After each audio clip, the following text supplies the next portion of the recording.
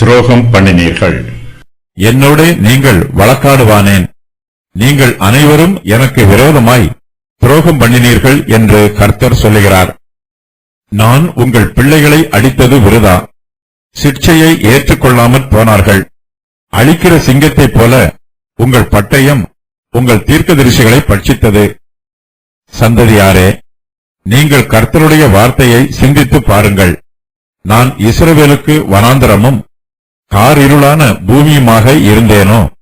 பின்ன ஏன் என் ஜனங்கள் நாங்களே எஜமான்கள், இனி உம்மிடத்தில் நாங்கள் வருவதில்லை என்று சொல்லுகிறார்கள்?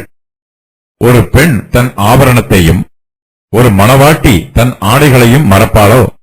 என் ஜனங்களோ எண்ணி முடியாத நாட்களாய் என்னை மறந்துவிட்டார்கள். நேசத்தை தேடும்படிக்கு நீ உன் வழிகளை நயப்படுத்துகிறது என்ன? இவ்விதமாய் நீ பொல்லாத ஸ்திரீகளுக்கும் உன் வழிகளை கற்றுக் கொடுத்தாய். உன் வஸ்திர ஓரங்களிலும் குற்றமில்லாத ஏழை ஆத்துமாக்களின் ரத்தம் காணப்படுகிறது. அதை தோண்டி தேடுகிறதினால் அல்ல, அது எல்லாவற்றின் மேலும் வெளியாயிருக்கிறதினால் அதை கண்டுபிடித்தேன். ஆகிலும் குற்றமில்லாதிருக்கிறேன் என்றும் அவருடைய கோபம் என்னை விட்டு திரும்பிற்று என்றும் சொல்லுகிறாய். இதோ நான் பாவம் செய்யவில்லை என்று நீ சொல்லுகிறது நிமித்தம் நான் உன்னோடே வழக்காடுவேன். நீ உன் வழியை மாற்றி மாற்றி இவ்வளவாய் விலகிப் போகிறது என்ன? நீ அசீரியாவினால் வெட்கிப் போனது போல எகிப்தினாலும் வெட்கிப் போவாய். நீ உன் கைகளை உன் தலையின் மேல் வைத்துக்கொண்டு இவ்விடத்திலிருந்து புறப்பட்டு போவாய். ஏனெனில் உன் நம்பிக்கைகளை கர்த்தர் வெறுத்திருக்கிறார். அவைகளால் உனக்கு காரியம் வாய்க்காது. இஸ்ரவேல் ஜனத்தார் அனைவரும் கர்த்தருக்கு விரோதமாய் துரோகம் பண்ணினார்கள். ஆனாலும் அவர்கள் கர்த்தரோடு வழக்காடுகிறார்கள். கர்த்தருக்கு விரோதமாய் துரோகம் பண்ணியவர்கள் கர்த்தரோடு வழக்காடக்கூடாது. இஸ்ரவேல் ஜனத்தார் கர்த்தருக்கு கீழ்ப்படிந்து ஜீவிப்பார்கள் என்றால் அவர்கள் கர்த்தரோடு வழக்காடலாம். கர்த்தர் இஸ்ரவேல் ஜனத்தாரின் துரோகங்களை இங்கு ஒவ்வொன்றாக சொல்லுகிறார். அவர்களுடைய பாவங்களின் நிமித்தமாய் கர்த்தர் அவர்களை சிட்சித்தார். அவர்கள் தங்களுடைய பாவங்களுக்கு மனம் திருந்தி ரட்சிக்கப்பட வேண்டும் என்று கர்த்தர் விரும்பினார். ஆனால் கர்த்தர் தம்முடைய பிள்ளைகளை அடித்தது எல்லாமே விருதாவாய் போயிற்று. அவர்கள் கர்த்தருடைய சிட்சையை ஏற்றுக்கொள்ளாமல் போனார்கள். அவர்களுடைய கடினமான இருதயம் மென்மையாகவில்லை. அவர்களுடைய மனச்சாட்சி உணர்வடையவில்லை. கர்த்தர் அவர்களை சிட்சித்தும் அவர்களுக்கு புத்தி வரவில்லை. இஸ்ரவேல் ஜனத்தார் கர்த்தரிடமிருந்து அடி வாங்கினார்கள். ஆனாலும் அவர்களுக்கு நன்மை உண்டாகவில்லை. கர்த்தர் அவர்களை அடித்தது எல்லாமே வீணாய் போயிற்று. கர்த்தர் தம்முடைய தீர்க்கதரிசிகளை இஸ்ரவேல் ஜனத்தார் மத்தியிலே அனுப்பினார்.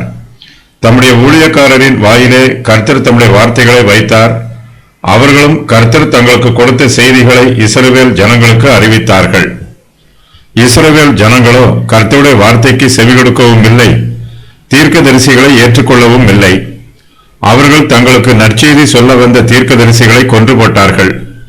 அழிக்கிற சிங்கத்தை போல உங்கள் பட்டயம் உங்கள் தீர்க்கதரிசிகளை பட்சித்தது என்று கர்த்தர் சொல்லுகிறார்.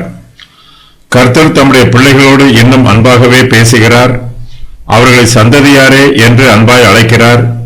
கர்த்தருடைய பிள்ளைகள் இக்காலத்து சந்ததியை சேர்ந்தவர்கள். சந்ததியாரே, நீங்கள் கர்த்தருடைய வார்த்தையை சிந்தித்து பாருங்கள் என்று கர்த்தர் சொல்லுகிறார். இஸ்ரவேல் ஜனத்தார் கர்த்தருடைய வார்த்தையை தங்கள் செவிகளால் கேட்டால் மாத்திரம் போதாது, அவர்கள் அதை சிந்தித்தும் பார்க்க வேண்டும். கர்த்தருடைய சத்தம் நகரத்தை நோக்கி கூப்பிடுகிறது. ஞானமுள்ளவன் உம்முடைய நாமத்தை மதிப்பான். மிலாற்றிற்கும் அதை நியமித்தவருக்கும் செவி கொடுங்கள். மீகா 6:9. கர்த்தருடைய வார்த்தையே மிலாராக புறப்பட்டு வருகிறது. வார்த்தைக்கு செவி கொடுப்பது போல மிலாருக்கும் செவி கொடுக்க வேண்டும். கர்த்தருடைய வார்த்தையை சிந்தித்து பார்க்க வேண்டும். கர்த்தருடைய வார்த்தையில் தரிசனங்கள் உள்ளது. கர்த்தர் தம்முடைய வார்த்தைகளை வெளிச்சத்தில் சொல்லுகிறார். இருளில் இருக்கிற ஜனங்கள் வெளிச்சத்திற்கு வர வேண்டும். நான் இஸ்ரவேலுக்கு வனாந்தரமும் காரிருளான பூமியுமாய் இருந்தேனோ என்று கர்த்தர் கேட்கிறார். கர்த்தருடைய வார்த்தை ஜனங்களுக்கு பிரயோஜனமாய் இருக்கிறது. கர்த்தருடைய வார்த்தைக்கு கீழ்ப்படிந்தால் ஆசீர்வாதம் உண்டு. கர்த்தர் சில சமயங்களில் தம்முடைய ஜனத்தை வனாந்தர பாதையின் வழியாகவும் காரிருளான பூமியின் வழியாகவும் வழிநடத்துகிறார். அப்போதும் கர்த்தர் தம்முடைய ஜனங்களுக்கு போதுமானவராகவே இருக்கிறார். இஸ்ரவேல் ஜனங்கள் வனாந்திரத்தில் பிரயாணம் பண்ணிய போது கர்த்தர் அவர்களை மன்னாவை கொண்டு போஷித்தார். கல்மலையை பிளந்து ஜனங்களுக்கு தண்ணீர் கொடுத்தார். அக்கினி ஸ்தம்பத்தினாலும் மேக ஸ்தம்பத்தினாலும் வழி நடத்தினார். வனாந்திர தேசம் கார் இருளான பூமியாய் இருந்தாலும் அது அக்கினி ஸ்தம்பத்தினால் வெளிச்சமாயிற்று. இஸ்ரவேல் ஜனங்கள் பிரயாணம் செய்தது வனாந்திர பூமியாய் இருந்தாலும் அது அவர்களுக்கு ஆசீர்வாதமான பூமியாய் இருந்தது. இஸ்ரவேல் ஜனங்கள், நாங்களே எஜமான்கள், இனி உம்மிடத்தில் நாங்கள் வருவதில்லை என்று சொல்லுகிறார்கள். இஸ்ரவேல் ஜனங்கள் ஒன்றுமில்லாத ஏழைகள். கர்த்தர் அவர்களுக்கு உதவி செய்யவில்லை என்றால் அவர்களிடத்தில் ஒன்றுமே இல்லை. ஆனால் அவர்களோ தங்களை எஜமான்கள் என்று சொல்லிக் கொள்கிறார்கள், தங்களை ஐஸ்வர்யவான்கள் என்று சொல்லிக் கொள்கிறார்கள். கர்த்தர் அவர்களை போஷிக்கவில்லை என்றால் அவர்கள் பட்டினியாய் கிடக்க வேண்டும். கர்த்தர் அவர்களை ஆசீர்வதிக்கவில்லை என்றால் அவர்கள் தரித்திரராய் இருப்பார்கள். கர்த்தர் அவர்களை பாதுகாக்கவில்லை என்றால் சத்துருக்கள் அவர்களை பட்சித்து போடுவார்கள். இஸ்ரவேல் ஜனங்களோ தங்களுடைய உண்மையான நிலைமையை புரிந்து கொள்ளாமல் தங்களை பற்றி பெருமையாக நினைக்கிறார்கள். இனி உம்மிடத்தில் நாங்கள் வருவதில்லை என்று கர்த்தரிடத்தில் சொல்லுகிறார்கள். தங்களுக்கு கர்த்தர் தேவையில்லை என்று சொல்லி அவரை விட்டு விலகி போய் விடுகிறார்கள். இஸ்ரவேல் ஜனங்கள் தங்கள் தேவனை மறந்து விடுகிறார்கள். இதுவே அவர்களுடைய எல்லா துன்மார்க்கத்திற்கும் காரணமாய் இருக்கிறது. என் ஜனங்களோ எண்ணி முடியாத நாட்களாய் என்னை மறந்துவிட்டார்கள் என்று கர்த்தர் சொல்லுகிறார். அவர்களுக்கு தேவனிடத்தில் நெருங்கி சேருவதற்கு ஏராளமான வாய்ப்புகள் உண்டாயிற்று. தேவனை பற்றி சிந்திப்பதற்கும் அவர்களுக்கு அநேக வாய்ப்புகள் கிடைத்தது. ஆனால் அவர்களோ அந்த வாய்ப்புகளை எல்லாம் உதாசீனம் பண்ணிவிடுகிறார்கள். கர்த்தரை விட்டு தூரமாய் விலகி போய் விடுகிறார்கள். முடிவிலே கர்த்தரையே மறந்து விடுகிறார்கள். இஸ்ரவேல் ஜாதியார் கர்த்தரை எண்ணி முடியாத நாட்களாய் மறந்து விட்டார்கள். கர்த்தரை எவ்வளவு காலமாய் மறந்திருக்கிறார்கள் என்பது அவர்களுக்கே தெரியவில்லை. கர்த்தரை பற்றிய சிந்தனை அவர்களுடைய மனதை விட்டே நீங்கி போயிற்று. எரேமியா தீர்க்கதரிசி இஸ்ரவேல் ஜனங்களுக்கு கர்த்தருடைய வார்த்தையை சொல்லும் போது இந்த வார்த்தையை நம்முடைய ஜீவியத்திலும் நினைத்து பார்க்க வேண்டும். நம்முடைய அன்றாட ஜீவியத்தில் நாம் கர்த்தரை நினைத்து பார்க்கிறோமா அல்லது அவரை அவ்வப்போது மறந்து விடுகிறோமா என்பதை சிந்தித்து பார்க்க வேண்டும். கர்த்தரை பற்றிய நினைவு இல்லாமல் எவ்வளவு காலமாய் ஜீவித்துக் கொண்டிருக்கிறோம் என்பதையும் யோசித்து பார்க்க வேண்டும். நாம் கர்த்தரோடு ஐக்கியமாய் ஜீவிக்கிற நாட்களே நமக்கு பிரயோஜனமுள்ள நாட்கள். நம்முடைய ஜீவியத்தில் கர்த்தர் இல்லை என்றால், நம்முடைய மனதில் கர்த்தரை பற்றிய சிந்தனை இல்லை என்றால், நம்முடைய நாட்கள் மாயையான நாட்களாகவும் வெறுமையான நாட்களாகவும் இருக்கும். நம்முடைய வெறுமையான நாட்களை நம்மால் எண்ணி முடியாது. இஸ்ரவேல் ஜனங்களைப் போலவே நாமும் எண்ணி முடியாத நாட்களாய் கர்த்தரை மறந்திருப்போம்.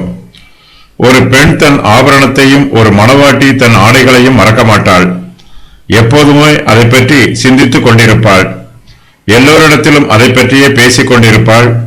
நாமும் அதுபோலவே கர்த்தரை பற்றி எப்போதுமே சிந்தித்துக் கொண்டிருக்க வேண்டும். அவரை பற்றியே எப்போதும் பேசிக் கொண்டிருக்க வேண்டும். நாம் கர்த்தரை ஒருபோதும் மறந்துவிடக்கூடாது. இஸ்ரவேல் ஜனங்கள் கர்த்தருக்கு விரோதமாய் பாவம் செய்கிறார்கள், அக்கிரமத்தில் ஜீவிக்கிறார்கள். இவர்களுடைய பாவ சுபாவங்கள் மற்றவர்களையும் பாதிக்கிறது. நேசத்தை தேடும்படிக்கு நீ உன் வழிகளை நயப்படுத்துகிறது என்ன என்று கர்த்தர் இஸ்ரவேல் ஜனத்தாரிடம் கேட்கிறார். ஏசபேலை போல பொல்லாத ஸ்திரீகள் மற்றவர்களை கவருவதற்காக தங்களுடைய கவர்ச்சிகளை வெளிப்படுத்தி காண்பிப்பார்கள். முகத்திற்கு சாயம் பூசிக்கொண்டு, கண்களுக்கு மையிட்டுக் கொண்டு, தங்கள் தலைமுடியை அலங்காரமாய் சிங்காரித்துக் கொண்டு தங்களுடைய அழகை வெளிப்படுத்தி காண்பிப்பார்கள். தங்களுடைய பார்வையினாலும் சிங்காரத்தினாலும் மற்றவர்களை கவருவதற்கு முயற்சி பண்ணுவார்கள். இஸ்ரவேல் ஜனங்கள் மற்றவர்களை கவருவதற்காக தங்களை சிங்காரித்துக் கொள்கிற ஸ்திரீகளைப் போல இருக்கிறார்கள். தங்களுடைய பாவ சுபாவங்களினாலும் பாவமான பழக்க வழக்கங்களினாலும் மற்றவர்களை தங்கள் பக்கமாய் இழுத்துக் கொள்கிறார்கள். அவர்களோடு பாவமான உடன்படிக்கைகளை செய்து கொள்கிறார்கள். தங்களுடைய பாவ வழிகளை அவர்களுக்கும் கற்றுக் கொடுக்கிறார்கள். இவ்விதமாய் நீ பொல்லாத ஸ்திரீகளுக்கும் உன் வழிகளை கற்றுக் கொடுத்தாய் என்று கர்த்தர் இஸ்ரவேல் ஜனத்தார் மீது குற்றம் சொல்லுகிறார். இஸ்ரவேல் ஜனத்தார் கர்த்தரை விட்டு தூரமாய் விலகி போய் இருக்கிறார்கள். ஒரு காலத்தில் இஸ்ரவேலின் பரிசுத்தரை ஆராதித்தவர்கள் இப்போது விக்கிரகங்களுக்கு தூபம் காட்டுகிறார்கள். பூர்வ காலத்தில் இஸ்ரவேல் ஜனத்தார் தேவனாகிய கர்த்தரை ஆவியோடும் உண்மையோடும் தொழுது கொண்டார்கள். ஆனால் இப்போதோ எல்லா மேடுகளிலும் பச்சையான எல்லா மரங்களின் கீழும் விக்கிரகங்களை ஆராதிக்கிறார்கள். மோளேகுக்கு தங்கள் பிள்ளைகளை பலி கொடுக்கிறார்கள். இஸ்ரவேல் ஜனத்தார் கர்த்தரை விட்டு பிரிந்து போன பின்பு அவருடைய ஆராதனை முறைமைகளில் மிகப்பெரிய மாற்றம் உண்டாயிருக்கிறது. அவர்கள் தேவனுடைய பிரமாணங்களை விக்கிரக ஆராதனையின் பழக்க வழக்கங்களோடு ஒன்றாய் கலக்கிறார்கள். சுத்தத்தை அசுத்தத்தோடு கலக்கிறார்கள், நீதியை அநீதியோடு கலக்கிறார்கள். கர்த்தரை விட்டு விலகிப் போய் இருக்கிற ஜனங்கள் துன்மார்க்கமாய் ஜீவிக்கிறார்கள். விக்கிரக ஆராதனைக்காரரோடு ஐக்கியமாய் இருக்கிறார்கள். விக்கிரகங்களை ஆராதிக்கிறவர்கள் இருளின் பிள்ளைகள். அவர்களிடத்தில் வெளிச்சம் இல்லை, அவருடைய கிரியைகளும் இருளின் கிரியைகளாய் இருக்கிறது. இஸ்ரவேல் ஜனத்தார் அவர்களோடு ஐக்கியமாய் இணைந்து அவர்களும் இருளின் கிரியைகளை நடப்பிக்கிறார்கள். இஸ்ரவேல் புத்திரரின் துன்மார்க்கம் புறஜாதியாரின் துன்மார்க்கத்தை விட அதிகமாய் இருக்கிறது. தங்களுடைய துன்மார்க்கமான பழக்க வழக்கங்களை இஸ்ரவேல் ஜனத்தார் புறஜாதியாருக்கும் கற்றுக் கொடுக்கிறார்கள். கர்த்தருடைய பிள்ளைகள் பிறருக்கு உபகாரம் பண்ண வேண்டும். தங்களால் மற்றவர்களுக்கு உபகாரம் பண்ண முடியவில்லை என்றால் அவர்கள் சும்மா இருக்க வேண்டும். உபகாரம் பண்ணுவதற்கு பதிலாக யாருக்கும் உபத்திரவம் பண்ணிவிடக் கூடாது. இஸ்ரவேல் ஜனங்களோ தங்களுடைய பாவமான வழிகளை பொல்லாத ஸ்திரீகளுக்கும் கற்றுக் கொடுத்து அவர்களுடைய ஜீவனையும் கெடுத்து போடுகிறார்கள். கர்த்தரை விட்டு பிரிந்து போயிருக்கிற இஸ்ரவேல் ஜனத்தார் இப்போது கொலை பாதகங்களிலும் பங்கு பெறுகிறார்கள். அவர்களுடைய வஸ்திர ஓரங்களில் குற்றமில்லாத ஏழை ஆத்துமாக்களின் ரத்தம் காணப்படுகிறது. இந்த வாக்கியம் இஸ்ரவேல் புத்திரர் தங்கள் பிள்ளைகளை இன்னும் புத்திரரின் பள்ளத்தாக்கிலே மோளேகுக்கு பலிகளாக செலுத்துவதை குறிக்கலாம் என்று வேத பண்டிதர்கள் சொல்லுகிறார்கள். குற்றமில்லாத ஏழை ஆத்துமாக்களின் ரத்தம் என்னும் வாக்கியம் மனாசே சிந்தின ரத்தத்தை குறிக்கலாம் என்றும் சிலர் வியாக்கியானம் சொல்லுகிறார்கள். கர்த்தரின் பார்வைக்கு பொல்லாப்பானதை செய்யும்படியாக மனாசே யூதாவை பாவம் செய்ய பண்ணின அந்த பாவமும் தவிர அவன் எருசலேமை 4 மூலை வரையும் இரத்த பழிகளால் நிரப்பத்தக்கதாய் குற்றம் இல்லாத இரத்தத்தையும் மிகுதியாக சிந்தினான். 2 ராஜாக்கள் 21:16. இஸ்ரவேல் ஜனத்தார் சிந்துகிற குற்றமில்லாத ஆத்துமாக்களின் ரத்தம் மறைவாக இல்லை, அது வெளியரங்கமாய் இருக்கிறது. அந்த இரத்தத்தை தோண்டி கண்டுபிடிக்க வேண்டிய அவசியம் எதுவும் இல்லை. இரத்தக்கரைகள் எல்லாவற்றின் மேலும் வெளிப்படையாய் இருக்கிறது. அதை தோண்டி தேடுகிறதினால் அல்ல, அது எல்லாவற்றின் மேலும் வெளியாய் இருக்கிறதினால் அதை கண்டுபிடித்தேன் என்று கர்த்தர் சொல்லுகிறார். இஸ்ரவேல் ஜனங்கள் துணிகரமாய் பாவம் செய்கிறார்கள். தாங்கள் குற்றமில்லாத ஏழை ஆத்துமாக்களின் இரத்தத்தை சிந்தும்போது கர்த்தர் தங்கள் மீது கோபப்படுவார் என்றோ அல்லது தேவனுடைய நீதியான நியாய தீர்ப்பு தங்கள் மீது வரும் என்றோ அவர்களுக்கு சிறிதும் பயமில்லை. அவருடைய மனச்சாட்சியிலும் பாவத்தை குறித்த குற்ற உணர்வு உண்டாகவில்லை. கர்த்தரை விட்டு விலகி போய்விட்ட இஸ்ரவேல் ஜனத்தாரின் மனச்சாட்சியும் கூர்மையாய் இல்லாமல் மழுங்கி போயிற்று. இஸ்ரவேல் ஜனத்தார் கர்த்தருக்கு விரோதமாகவும் குற்றமில்லாத ஏழை ஆத்துமாக்களுக்கு விரோதமாகவும் பாவம் செய்தாலும் தங்களிடத்தில் ஒரு பாவமும் இல்லை என்று சொல்லுகிறார்கள். தாங்கள் கர்த்தருக்கு முன்பாகவும் மனுஷருக்கு முன்பாகவும் குற்றமில்லாதிருப்பதாகவும் சொல்லுகிறார்கள். கர்த்தர் இஸ்ரவேல் புத்திரரோடு வழக்காடுகிறார். அவர்களுடைய பாவங்களை அவர்களுக்கு உணர்த்த விரும்புகிறார். அவர்களோ துணிகரமாய் பாவம் செய்கிறார்கள். கர்த்தருடைய நீதியை பற்றியும் அவருடைய கோபத்தை பற்றியும் அவர்களுக்கு சிறிதும் பயமில்லை. கர்த்தருடைய கோபம் எங்களை விட்டு திரும்பிற்று என்று இஸ்ரவேல் ஜனத்தார் சொல்லுகிறார்கள். கர்த்தர் அவர்கள் மீது கோபமாய் இருக்கிறார். அவர்கள் கர்த்தரை நோக்கி பார்க்காமல் விக்கிரகங்களை நோக்கி பார்க்கிறார்கள். அவர்களுடைய கண்களுக்கு கர்த்தருடைய கோபம் தெரியவில்லை. கர்த்தர் தங்கள் மேல் கோபமாய் இல்லை என்று சொல்லி தங்களை தாங்களே வஞ்சித்துக் கொள்கிறார்கள். இதோ நான் பாவம் செய்யவில்லை என்று நீ சொல்லுகிறது நிமித்தம் நான் உன்னோடே வழக்காடுவேன் என்று கர்த்தர் சொல்லுகிறார். அவர்களுடைய துணிகரமான பேச்சு கர்த்தருக்கு கோபத்தை உண்டு பண்ணுகிறது. கர்த்தர் ஒருபோதும் காரணமில்லாமல் கோபப்பட மாட்டார். கர்த்தருடைய கோபத்தில் நீதியும் நியாயமும் இருக்கும். இஸ்ரவேல் ஜனத்தார் மீது தாம் கோபமாய் இருப்பதையும் தம்முடைய கோபம் நீதியானது என்பதையும் கர்த்தர் அவர்களுக்கு உணர்த்த விரும்புகிறார். அவர்களோடு தொடர்ந்து வழக்காடுகிறார். இஸ்ரவேல் புத்திரர் தங்களுடைய பாவங்களை உணர வேண்டும். அவர்கள் மறுபடியுமாய் கர்த்தரிடத்தில் திரும்ப வேண்டும். அவர்கள் கர்த்தரை பற்றி தியானிக்க வேண்டும். அவர்கள் கர்த்தருக்கு பிரியமுள்ள பிள்ளைகளாகவும் பிரயோஜனமுள்ள பிள்ளைகளாகவும் ஜீவிக்க வேண்டும். அது வரையிலும் கர்த்தர் அவர்களோடு வழக்காடத்தான் செய்தார். இஸ்ரவேல் ஜனத்தார் சிருஷ்டிகரை ஆராதியாமல் சிருஷ்டிகளை தொழுது கொள்கிறார்கள். கர்த்தரை நம்பாமல் விக்கிரகங்களை நம்புகிறார்கள். கர்த்தரோடு சிநேகமாய் இராமல் அவருக்கு சத்துருக்களாய் இருக்கிறார்கள்.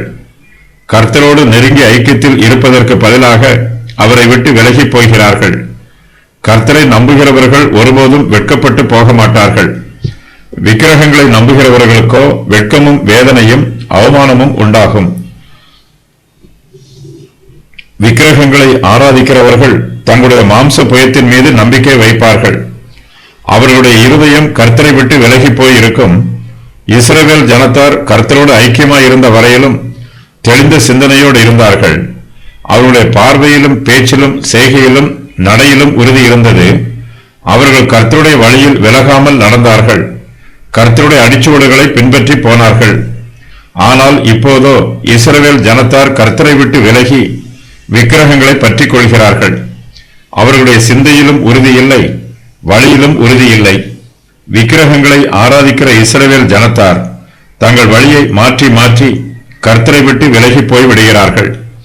நாம் கர்த்தரை நம்பும் போது நம்முடைய வழிகளில் எல்லாம் அவரை நினைத்துக் கொண்டு நடப்போம். அவருடைய வார்த்தைக்கும் சித்தத்திற்கும் எப்போதும் கீழ்ப்படிவோம். நம்முடைய வழிகளை மாற்ற வேண்டிய அவசியம் நமக்கு ஏற்படாது. கர்த்தருடைய வழியே நம்முடைய வழி. நாம் நம்முடைய சுய வழியில் நடவாமல் கர்த்தருடைய அடிச்சுவடுகளை பின்பற்றி நடப்போம். நம்முடைய செவிகள் கர்த்தருடைய சத்தத்திற்கு செவி கொடுக்கும். நம்முடைய ஆத்மாவில் பரிசுத்த ஆவியானவர் வாசம் பண்ணுவார். அவர் நம்மை சகல சத்தியத்திற்குள்ளும் வழி நடத்துவார். கர்த்தர் நம்மை வழிநடத்தும் போது நம்முடைய வழியை மாற்றி மாற்றி நடக்க வேண்டிய அவசியம் உண்டாகாது.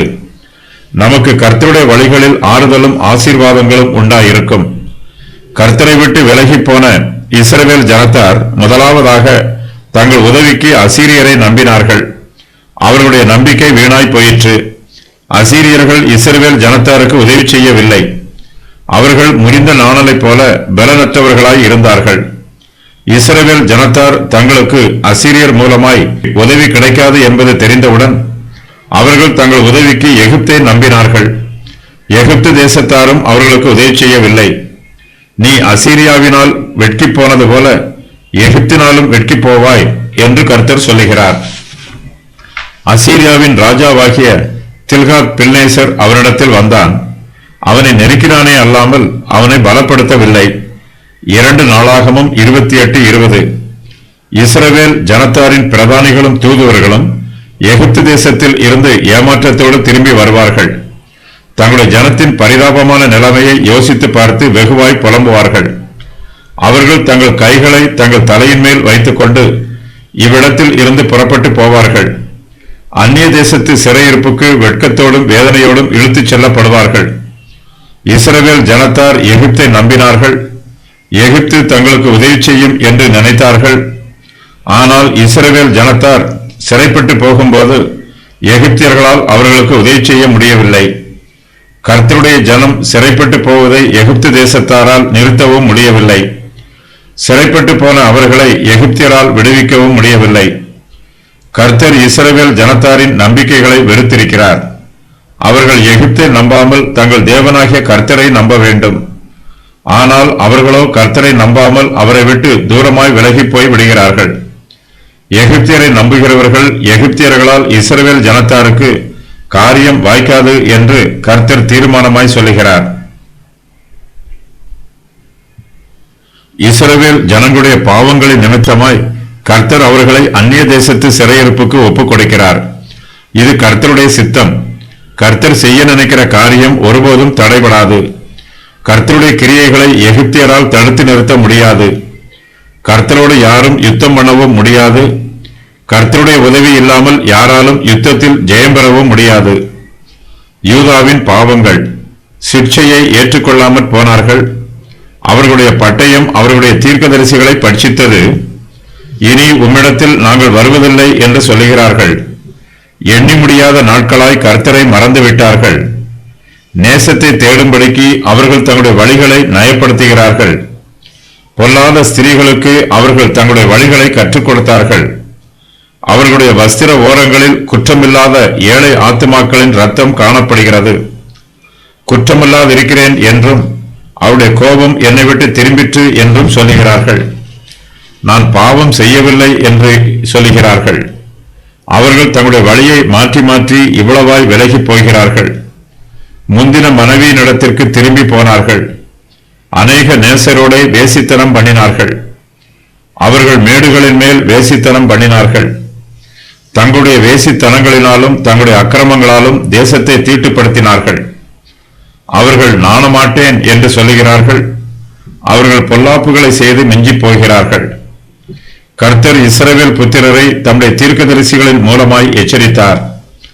ஆனால் அவர்களோ அந்த தீர்க்கதரிசிகளையே கொன்று போட்டார்கள். அதே சமயத்தில் தாங்கள் கொன்று போட்ட தீர்க்கதரிசிகளை குறித்தும் கர்த்தருடைய சிட்சையை குறித்தும் பயமில்லாமல் இருக்கிறார்கள். நிறைவேறிய முன்னறிவிப்புகள். நான் உன்னோடே வழக்காடுவேன். நீ அசீரியாவினால் வெட்கி போனது போல எகிப்தினாலும் வெட்கி போவாய். நீ உன் கைகளை உன் தலையின் மேல் வைத்துக் கொள்வாய். இவ்விடத்தில் இருந்து புறப்பட்டு போவாய். உன் நம்பிக்கைகளால் உனக்கு காரியம் வாய்க்காது. யூதா தேசத்தில் பலவிதமான பிரிவினர்கள் இருந்தார்கள். அவர்களுக்கு சத்துருக்களுமிருந்து நெருக்கங்கள் வந்தபோது தங்களுடைய பாதுகாப்பிற்காக அவரவர்கள் வெவ்வேறு திசையை நோக்கி சென்றார்கள். ஒரு சிலர் உதவிக்காக எகிப்துக்கு போனார்கள். ஆனால் அவர்களுக்கோ எகிப்தில் இருந்து உதவி வரவில்லை. எகிப்து யூதாவை ஜெயித்தது. யோசியா ராஜா கொல்லப்பட்டான். யூதாவின் ஜனங்கள் ஒடுக்கப்பட்டார்கள். நீ உன் கைகளை உன் தலையின் மேல் வைத்துக் கொண்டு என்னும் வாக்கியம் அழுகைக்கும் புலம்பலுக்கும் துக்கத்திற்கும் அடையாளமாகும். இந்த உபத்திரவம் அவர்களுக்கு எகிப்தியர் மூலமாக வந்தது. இஸ்ரவேல் புத்திரர் கர்த்தரை நம்பி அவரை சார்ந்திருப்பதற்கு பதிலாக எகிப்தை நம்பினார்கள். இதனால் அவர்களுக்கு நெருக்கங்கள் உண்டாயிற்று. தம்மை விட்டு தூரமாய் விலகி போயிருக்கிற இஸ்ரவேல் ஜனத்தார் மனம் திரும்பி தம்மிடத்தில் திரும்பி வருமாறு கர்த்தர் அவர்களை அன்போடு அழைக்கிறார். இஸ்ரவேல் தேசத்தாரின் பாவங்கள் திரளாய் பெருகி இருக்கிறது. கர்த்தருடைய கிருபையும் குறைவில்லாமல் பெருகி இருக்கிறது. பாவம் பெருகி இருக்கிற இடத்தில் கர்த்தருடைய கிருபையும் பெருகி இருக்கும்.